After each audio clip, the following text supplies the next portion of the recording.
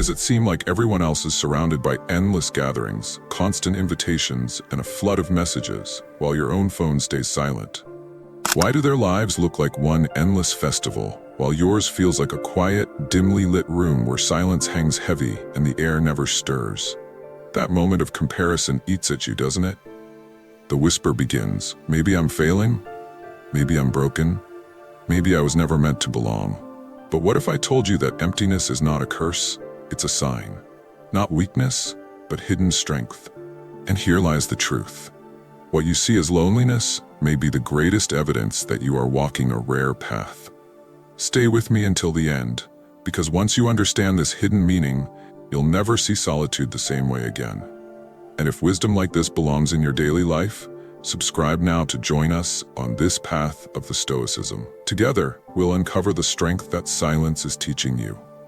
Part 1. Depth cannot survive in shallow waters.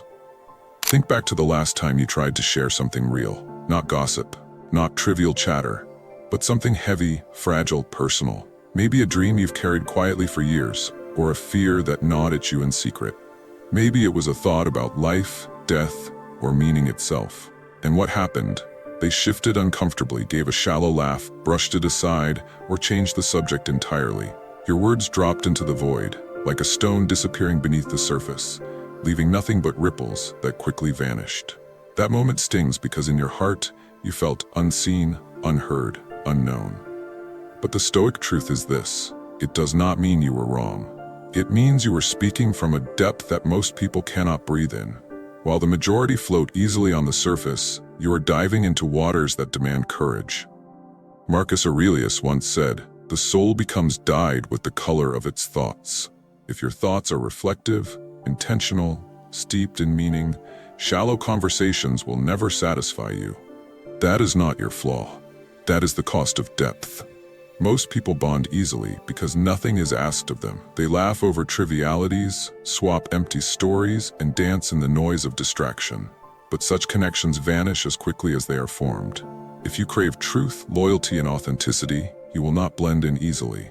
And that is not weakness, it is proof of rarity. I once met a man brilliant in business, admired by many, surrounded by laughter in every room. Yet when I asked why he sat quietly while the table roared, he told me, "They celebrate nothing, but when I ask what their failures taught them, silence falls." That's when I know I don't belong. Maybe you've felt that too, surrounded yet alone, present yet invisible. You wonder, what's wrong with me? But the answer may be nothing at all. Perhaps you were never designed to live in shallow waters. Perhaps your silence, your discomfort with empty chatter, your hunger for meaning is proof that you are meant for something greater. Part 2. Solitude as training for self-mastery. Why do so many fear solitude? It's not the silence itself, it's what silence unmasks.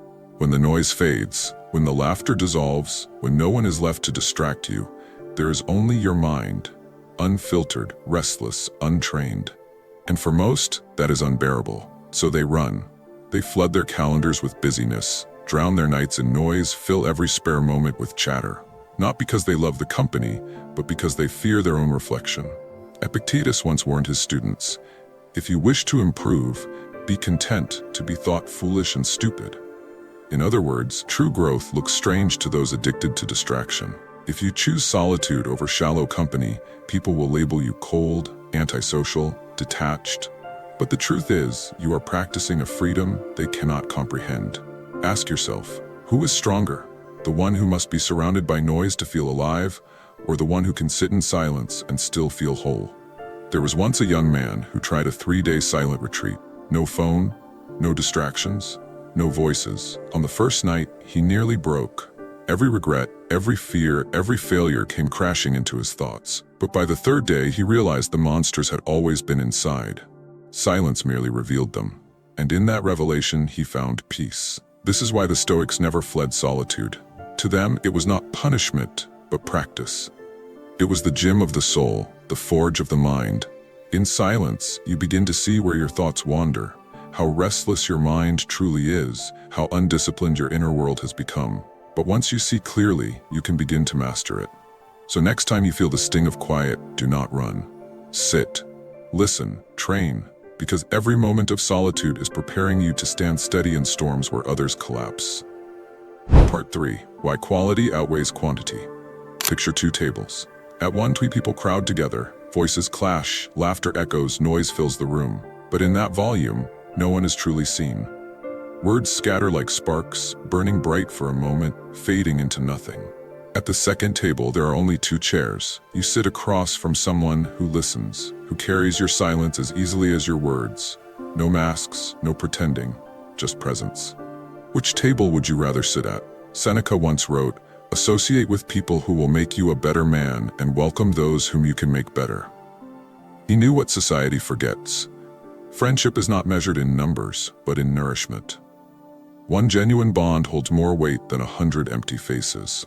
We live in an age obsessed with quantity. Thousands of followers, hundreds of contacts, endless notifications. And yet loneliness has never been deeper. Because connection cannot be counted, it must be lived. It is measured in loyalty, in honesty, in truth. I once spoke with a soldier who had lived through war. He told me that during the chaos he was surrounded by countless brothers in arms. But years later, when the guns were silent, only one man called him every week to ask how he was. That man, he said, didn't save my body in war, but he saved my soul in peace. Crowds can surround you in celebration, but only a true friend will sit beside you in despair. So if your life feels quiet, if your contact list is short, do not mistake it for emptiness. See it as clarity. You are filtering out the hollow, the temporary, the false. Quantity is easy, quality is rare. And rarity, that is where value is found. Part 4. The right people arrive in the right season. Nature is patient. Flowers do not bloom in winter. Fruit does not ripen overnight. And yet we demand friendships to appear instantly, as though the right souls should walk into our lives on command. But Marcus Aurelius reminded us, what happens to each of us is ordained for us from the beginning. You cannot force a season. You cannot rush what is not yet ready. Think of the times you reached out but were met with silence. The times you longed for connection, but the room stayed empty. In those moments, it felt like abandonment. But what if it wasn't? What if solitude was shaping you into someone capable of recognizing real companionship when it finally arrived? I once met a woman who spent decades feeling invisible. She tried to fit in, but nothing lasted. Then one day, she stopped chasing. She stopped dimming her light just to belong. Slowly, the right people began to appear, people who valued her depth instead of fearing it. She told me if they had come earlier, I wouldn't have been ready. If I had changed myself just to belong, I never would have met them at all. That is the secret. If you dim your light to blend in, those who could truly see you may never even notice you. But if you remain steadfast, even in silence, you become a beacon. And beacons don't chase ships, they guide them. So yes, the season may feel long, the winter may feel endless, but nature never rushes, and yet everything blooms. So too will you. Conclusion: the hidden meaning. So what does having no friends truly mean? It means you are unwilling to betray your depth for shallow acceptance. It means you are practicing mastery of your own mind. It means you are filtering out illusions so that one day the right companions will see you clearly. Einstein needed solitude to think. Marcus Aurelius found calm in silence. Seneca warned that the crowd often rushes toward emptiness. And Epictetus taught that self-mastery is the only true freedom. So when you sit alone, remember, you are not abandoned. You are being forged. Better to walk alone in truth than sit in a crowd built on lies. Better to hold your silence than waste your voice in shallow noise. Better to stand in solitude than to kneel for false acceptance. If this message struck you, tap the thanks button and comment below. Quality over quantity. That will be your pledge to walk this rare path of strength. And before you leave, choose the next video on the screen.